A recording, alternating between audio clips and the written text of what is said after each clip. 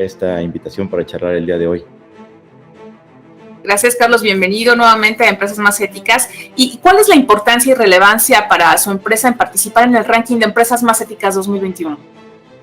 Pues mira, Bárbara, la verdad es que nosotros estamos convencidos que los resultados únicamente se pueden, cuando son medidos, es que se pueden mejorar, ¿no? Para nosotros en Uber es muy importante, parte de nuestras normas culturales son en el día a día la aplicación y poner en práctica las mismas, ¿no? Entonces, participar en este tipo de dinámicas nos permite a nosotros, por una parte, medir cómo estamos, cómo vamos avanzando en temas de ética, de compliance, y al mismo tiempo nos da un punto de partida para compararnos cómo están otras industrias, cómo están otras empresas, y sobre todo poder detectar cuáles son esas áreas de oportunidad en las que nosotros pues, siempre estamos tendiendo a la excelencia, ¿no?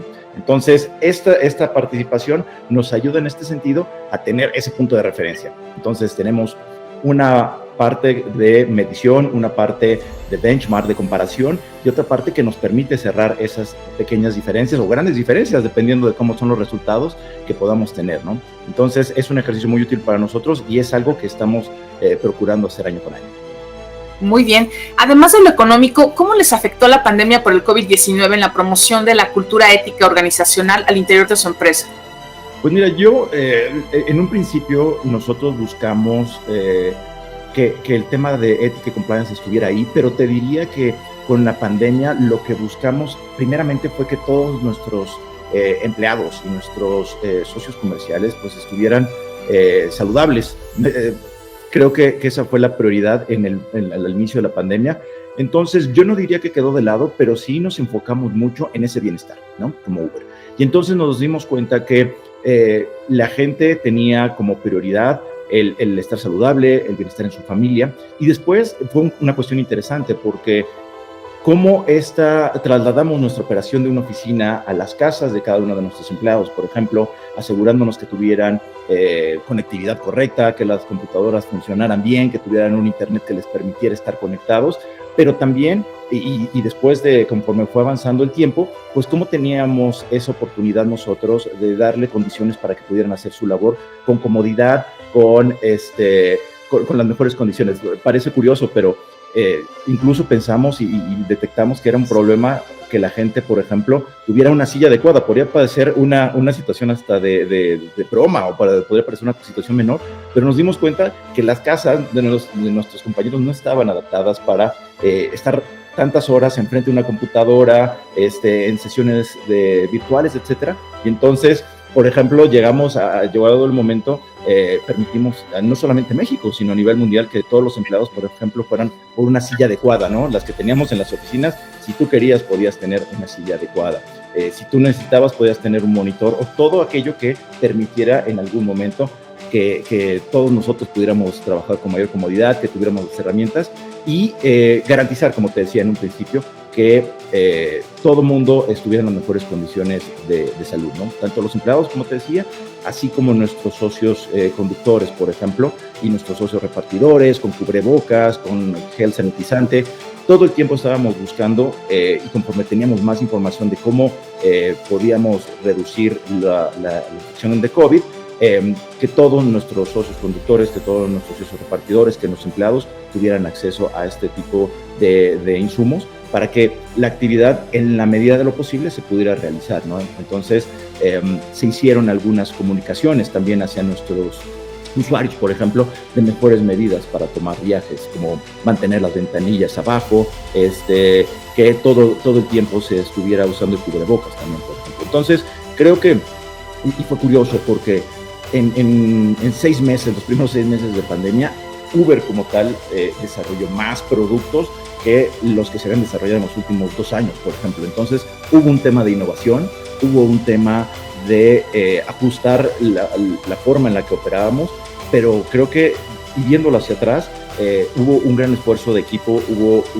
una gran dinámica y un gran nivel de respuesta hacia COVID para permitir, en la medida de lo posible, como te decía, que siguieran funcionando los viajes, que siguiera habiendo un reparto efectivo de los alimentos.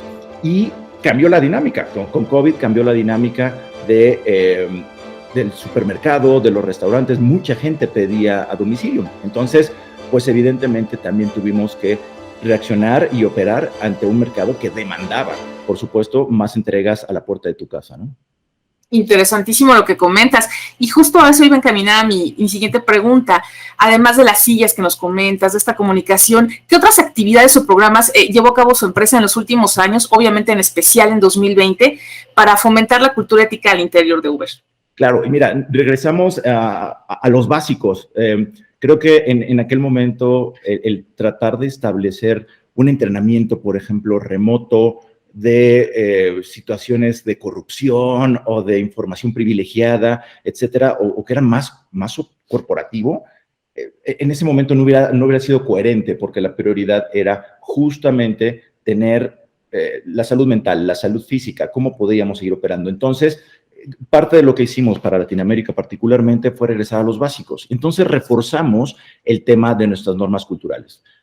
Como que era importante para nosotros no mandar tanta comunicación o llenar a la gente de datos, sino más bien ser muy claros en cuáles eran nuestros valores, cómo estos valores se llevaban además a la práctica. ¿Por qué? Porque finalmente, y lejos de la aspiración de que las normas culturales estén en un código de conducta o estén por ahí en algún documento, era cómo Uber estaba llevando a la realidad cada una de esas normas culturales que nosotros teníamos ahí. Y por eso te ponía el ejemplo justamente de cómo nos adaptamos, ¿no? Una de nuestras normas culturales es hacer lo correcto, punto, ¿no?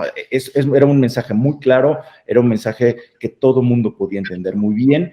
Y otra norma cultural, por ejemplo, es que nosotros desarrollamos soluciones locales, pero pensando en hacerlas globales. Y justamente el desarrollo de estos productos que te comentaba en un principio, ¿no? Como Uber Flash, en el que, oye, la gente necesitaba entregar un paquete o necesitaba mandar desde una comida para su familia o unos papeles o gel, etcétera, pero no podía salir de casa. Entonces, esta solución que se dio fue justamente que podían entregarse paquetes que recibía un driver y uno de nuestros socios conductores y lo llevaba hasta otro punto. Y era una solución muy sencilla porque la gente no se tenía que desplazar, no tenía que salir de su casa, no tenía que exponerse al virus.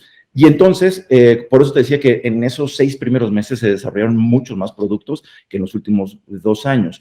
En temas de ética y compliance, lo que hicimos fue una especie de balance. Redujimos los temas de entrenamiento mandatorio, por ejemplo, o de certificaciones por parte de los empleados, pero incrementamos el tema de la comunicación, muy sencilla. O sea, nos llevaba a desarrollar de repente infografías, de desarrollar videos o mensajes que nosotros pudiéramos comunicar de forma muy ágil, muy sencilla por Slack, no necesariamente con un correo electrónico, porque pensándolo de esta forma, nadie necesitaba un Zoom más, nadie necesitaba otra videoconferencia, nadie necesitaba otro mail en su bandeja de entrada. Lo que sí necesitábamos es crear esta conciencia, uno, de que tenían el respaldo de la compañía, de Uber, de que estábamos buscando las mejores condiciones para operar, y tercero, que la prioridad número 1 era el bienestar y la salud, ¿no? Entonces, con esto en mente, evidentemente el plan de trabajo,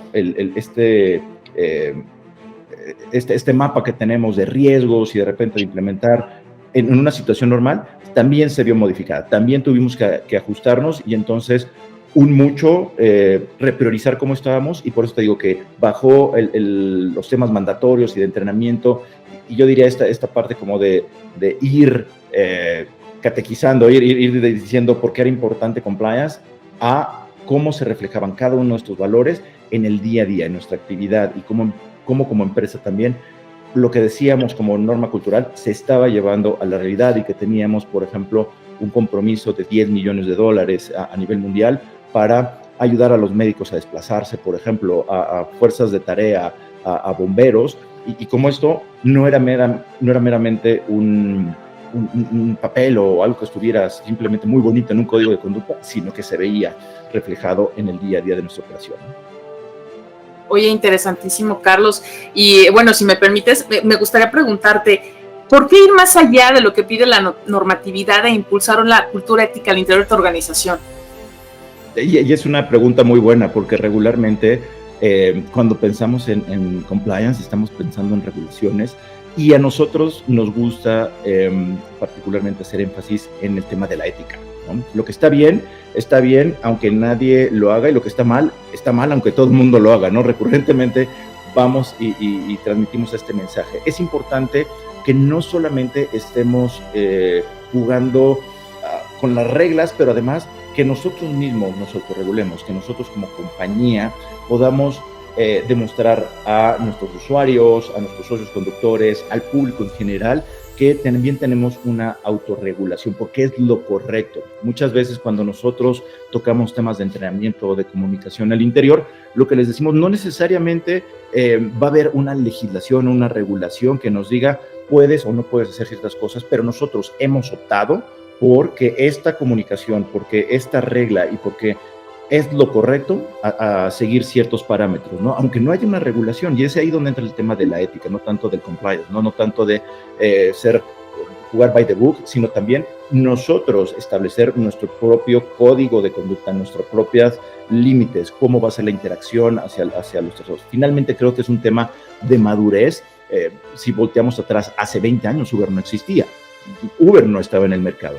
Esta posición de startup, esta posición de innovación sigue siendo parte de nuestro ADN, sigue siendo parte de lo que nosotros somos como empresa, pero también es importante demostrar que nosotros tenemos estándares al interior de la empresa, que los seguimos y que muchas veces son incluso más restrictivos que lo que pudiera pedir una normatividad. ¿Por qué? Porque queremos que nuestros empleados, cuando vayan a trabajar, se sientan confiados en que están tomando la decisión correcta, que es una decisión informada, que es una decisión que no solamente tiene que ver con cumplir la ley, sino hacer lo correcto. Punto. Porque te repito, esa es parte de nuestro código de conducta, y hacer lo correcto muchas veces implica que nosotros nos estemos autorregulando. Muy bien. Y desafortunadamente se nos ha acabado el tiempo, pero no quiero terminar esta entrevista sin antes preguntarte si tienen la intención de participar en la versión 2022 de Empresas Más Éticas. Claro que sí, como te decía, es bien importante para nosotros tener estos termómetros, estas temperaturas de cómo estamos haciéndolo como empresa. De repente nos da la ceguera de taller y nosotros podemos pensar que lo estamos haciendo muy bien, pero esta prueba del ácido, esta prueba de que con ustedes con ojos frescos, con otra perspectiva y sobre todo con este punto de comparación con otras industrias, otras empresas, nos den esa visibilidad hacia dónde podemos hacer. Parte de las iniciativas que estamos haciendo y buscando para el próximo año también es seguir participando y sobre todo, derivado de los resultados que tengamos con ustedes, implementar o corregir el rumbo de nuestro programa de compliance para los años futuros. Pues excelente, Carlos, no me queda más que agradecerte nuevamente tu valioso tiempo y pues preguntarles si tienes algo más que comentarnos. Pues nada, muchas gracias por la invitación.